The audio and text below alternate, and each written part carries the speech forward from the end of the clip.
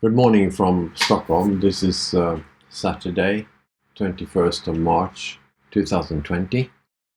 I am sitting in self-imposed and then later government-imposed quarantine at home for good reason, since I have corona in the family now, and I'm most likely myself affected with a very mild version of this new type of flu.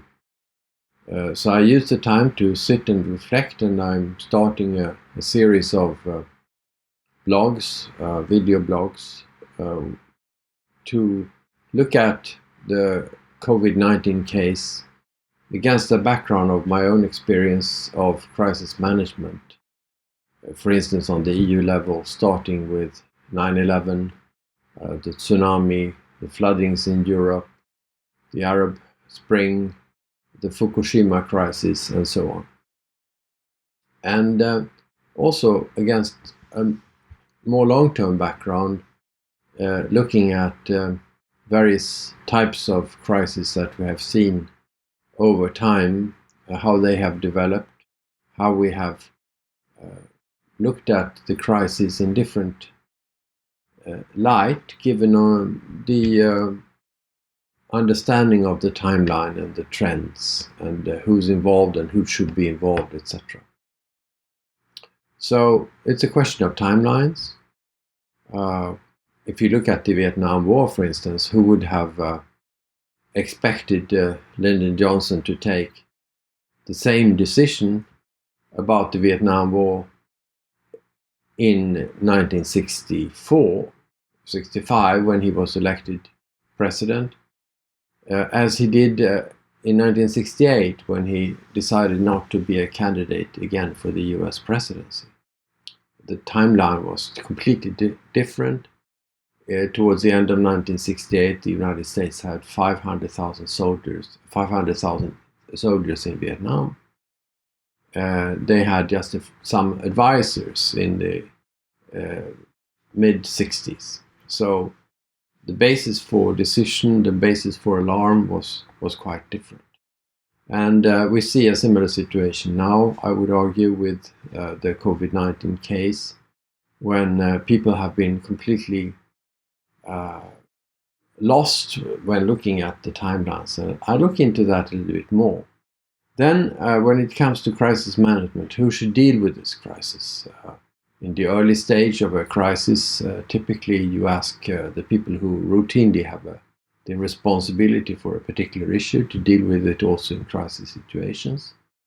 When you go further, for instance, as they did in Japan during the Fukushima crisis, it was much more difficult.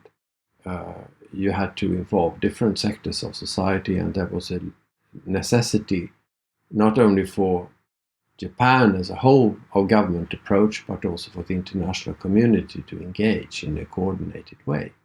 Again, we see the same development here, that it's not enough to ask one single government authority dealing with health, for instance, to manage everything, to give input on everything. You have more problems coming up than that in more sectors.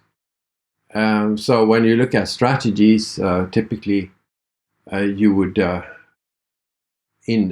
on paper, write about all kinds of different sectors where there could be a problem for national or international security, and you would say what you want to do in each sector. But when you come into a multi-sector crisis, then the strategies need to be more comprehensive and more forward-looking. And when it comes to resources, supporting these strategies, of course, different kinds of money come on the table in the real crisis. At that point, the very, very budget discipline-oriented approach applied in the beginning of a discussion is completely thrown off the table, and suddenly lots of billions are available to deal with it. So you ask, why couldn't we have done that before? Why couldn't we have paid the insurance premium for whatever we need to defend ourselves for in the future? Why couldn't we pay that year by year rather than have to pay everything with all the consequences at one single time when the crisis is already gone almost too far. Because the COVID-19 cases also shows already that there is a wider equation than only the question of who lives and who dies as a result of the COVID-19 epidemic development. We know already that this is going to hit human security widely through unemployment, social misery, and possibly suicides and what have you. A huge number of people are going to lose their lives or going to have their lives destroyed in terms of human quality, have little to live for when they're all they have been striving for, both on the level of small businesses and the level of services, on the level of employment, of schooling, what have you. All of this is going to have devastating consequences, no doubt, for many people. So some people say, well, we cannot just look at how we manage the health security crisis. We also have to look at how we manage the economic crisis, which will impact on human security more widely. All of this, if you zoom out a little bit, you can see that the issue of human security is a part of a number of different types of flow security. Of course, protecting trade, energy, what have you, protecting us to get essential flows into the country in normal situations. Going into crisis, you have negative flows like cyber, like terrorism, organized crime, and also health security, radioactive substances or environmental, etc. You have governance, you have defense, conflicts and war, you have development, and then you zoom out once more, and then you come into questions like geography, where you can look from a European point of view at Europe in its eastern, northern, southern, western dimension, which in terms of the health security paradigm is a very difficult way to address the issue. So we're addressing health security mainly from a thematic point of view, but of course we have to join up our view of geography, multilateralism, and thematic approaches when we look at security. We have to look at lessons learned, we have to develop strategies, we have to make impact assessments, something that we seemingly have not done properly when it comes to this type of health security threat, at least not on the Swedish level. We have to look at timelines, we need to look at the challenges as they develop and responses.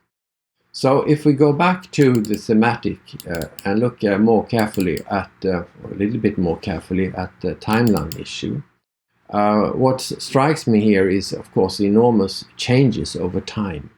When you look at the situation as it was early on, as a trend started to develop, people were, of course, worried about China, but then the China curve flattened. And then they were encouraged by the recovery rate of the Chinese patients. But then, of course, people start to get worried what was happening outside China. This was as of already just 8 to 10 days ago that this was the picture. A few days later, we already have gone from 119,000 to 169,000 cases, and as of today, we're up to 275,000 cases.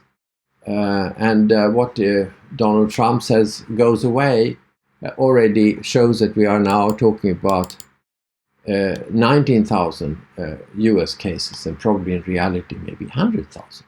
Who knows what is the real figure there? And the figure, what we see here is a curve of cases outside China, which is rising exponentially, and we still see that many continents haven't even been affected yet seriously, like Africa, South America, and Russia and so on. At least not as we know. We don't know whether the statistics are out clearly. So again, the question is what kind of reactions these timelines give. Well, we have seen the drama develop day by day in Europe and in the United States and so on. People getting more and more worried, taking more and more drastic decisions in order to manage the health security aspect of this. But then we have to find out what to do with the multi-sectoral approach here. How do we address that? How do we factor in the effects on economy and employment and so on? That will require strategies, that will require very, very difficult choices. Not only who lives and dies due to the number of intensive care places, but also how long can we drag out this crisis, allow it to drag on with these exceptional quarantine measures that we see now. So these are some of my thoughts on the 21st of March 2020. Thank you for listening.